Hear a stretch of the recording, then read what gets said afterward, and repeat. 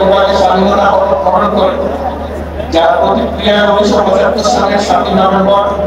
দেশের সিপাহী জনতার ঐক্যবদ্ধ বিপ্লব সংগঠিত হয় এবং পরবর্তী সময়ে একদলীয় বাকস্বাধীনতার পরিবর্তে বহুদলীয় গণতন্ত্র,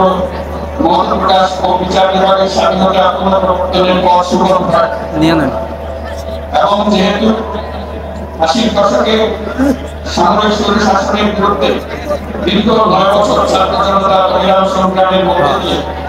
1990 সালে গণঅভ্যুত্থান সংগঠিত হয় এবং 91 সালে পুনরায় সংসদীয় গণতান্ত্রিক শাসন ব্যবস্থা প্রবর্তন করা হয়। এবং যেহেতু দেশি বিদেশি চক্রান্তে সরকার পরিবর্তনের গণতান্ত্রিক প্রক্রিয়া ব্যাহত হয়, ষড়যন্ত্রমূলক ব্যবস্থার মাধ্যমে বাংলাদেশে শেখ হাসিনার ক্ষমতা আধিপত্য এবং ফ্যাসিবাদের পথ সুগম করা হয়। যেহেতু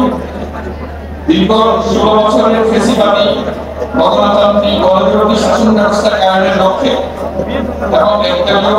রাষ্ট্র ব্যবস্থা প্রতিষ্ঠা কবি প্রবাসনা চরিতার্থ করার লক্ষ্যে সংবিধান অবৈধ গণতান্ত্রিক পরিবর্তন করা হয়, যার ফলে একদলীয় ক্ষমতা ও আধিপত্য প্রতিষ্ঠার পথ সুগম হয়। সরকারের দুঃশাসন, গুম-খুন, হত্যাকাণ্ড, মত প্রকাশের স্বাধীনতা হরণ এবং একদলীয় স্বার্থে সংবিধান সংশোধনের পরিবর্তন বাংলাদেশের সকল রাষ্ট্রীয় সাংবিধানিক প্রতিষ্ঠান সমূহকে ধ্বংস করে। এবং যেহেতু হাসিনা সরকারের আমলে তারই নেতৃত্বে একটি চরম দলবিরোধী একতান্ত্রিক ও মানবাধিকার হরণকারী শক্তি বাংলাদেশকে একটি ফ্যাসিবাদী মাফিয়া এবং ব্যর্থ রাষ্ট্রের রূপ দিয়ে আন্তর্জাতিকভাবে বাংলাদেশের ভাবমূর্তি ক্ষুণ্ণ করে। এবং যেহেতু তথাকথিত উন্নয়নের নামে শেখ হাসিনার ফ্যাসিবাদী নেতৃত্বে সীমাহীন দুর্নীতি, ব্যাংক লুট, অর্থ পাচার ও অর্থনৈতিক প্রতিষ্ঠানগুলোকে ধ্বংসের মধ্যে দিয়ে বিগত পতিত দুর্নীতিবাজ আওয়ামী লীগ সরকার বাংলাদেশ ও এর গণিত অর্থনৈতিক সম্ভাবনাকে বিপর্যস্ত করে তোলে এবং পরিবেশ, প্রাণ বৈচিত্র্য ও জলবায়ুকে বিপন্ন করে। এবং যেহেতু